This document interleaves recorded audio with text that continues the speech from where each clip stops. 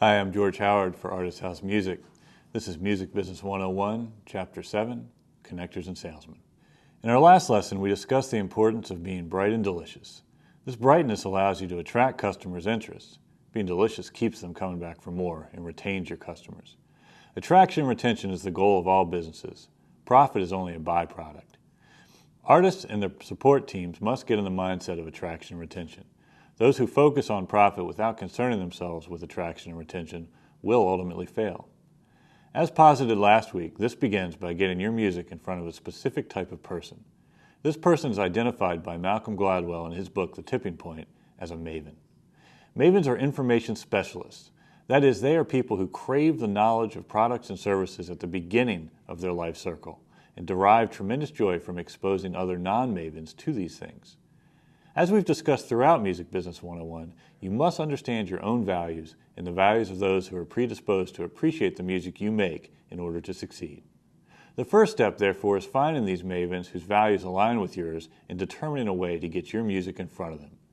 These mavens act as evangelists for your work, spreading it for no other reason than because they derive a tremendous amount of joy from exposing others to something they are passionate about. There are no more important people for you to get your music in front of. While mavens are the first group of people you must identify as receptors for your work, there are two other crucial players who Gladwell also identifies that are also crucial to the spread of your music. These are the connectors and the salesmen. Connectors are people who derive joy not from the spreading of a particular idea, but rather from the act of spreading itself. They are truly unique people who have feet in many different circles. They always know someone, or know someone who knows someone. Just as the maven derives an emotional high from introducing an idea or product or service to someone, a connector derives an emotional high from putting two people together. A connector is the ultimate middleman, someone who can bridge gaps between otherwise closed circles of people. This is a crucial person for any artist to have on their side. In The Tipping Point, Gladwell talks about the power of loose ties and a magical number. Both of those things relate to connectors. Gladwell posits that something extraordinary occurs once a product or service is exposed to 150 people. This is a very meaningful number for musicians. Think about the average small club capacity. Typically it runs around 150 people. When an artist can regularly get 150 people out to their shows, they are at an inflection point. They're not going to stay at this place for long. Either they will retreat back to a relatively obscure act able to draw only a handful of followers, or they will grow to a much larger act capable of drawing hundreds, if not thousands, of fans. The magic in this number 150 is that it guarantees you will leverage the power of weak ties. While many of us have many friends, few of us have 150 close friends. If an artist is drawing 150 people, he or she is pulling in people who are not just friends and family. What this means is that they're necessarily drawing people from different social circles. This is crucial. When an artist is simply pulling in their friends, they are in fact performing to a closed loop. They're preaching to the converted. All of these people know the artist, and they know each other. There's little to no chance that these people are going to expose the artist's work to anyone new, because they all know each other. Once you get over 150, however, you start leveraging weak ties. People who are from an array of disparate social groups are coming to see an artist, drawn purely by the music, and eager to report back to their own circle of friends the uniqueness and specialness of the artist. Let me give you an example. In the early 2000s, there was a band called Guster, comprised of students from Tufts University in Massachusetts. The band had developed a very loyal following among their friends at Tufts, but were really playing to a closed loop. That is, they were simply playing in front of the same group of friends over and over again. They found a way, however, to leverage the power of loose ties by being smart and innovative.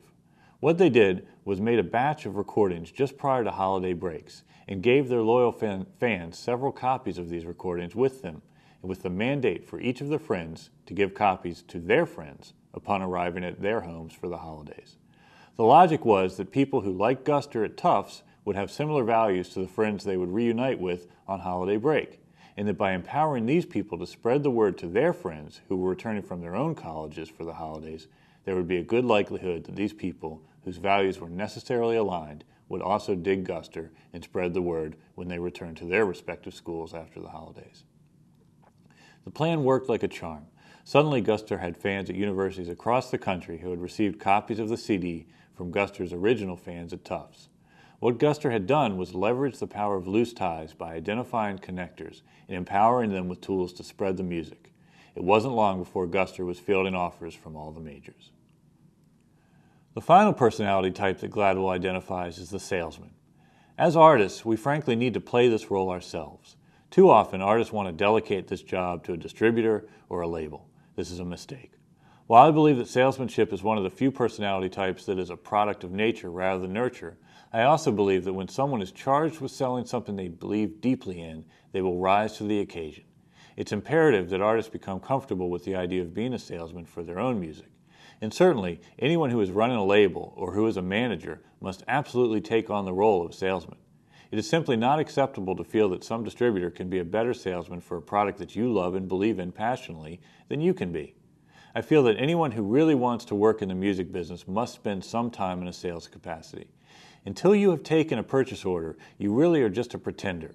There is a psychological epiphany that occurs the moment you take something you deeply believe in and monetize it. Put simply, you must do this.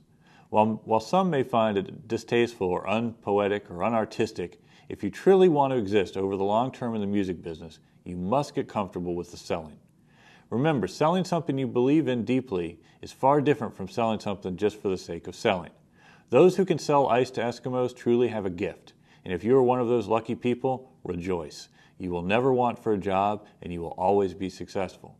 If, on the other hand, you are like most people in the music business who balance somewhere between art and commerce with a decided tilt towards art, you must make certain that things you are trying to sell are the things you believe in deeply.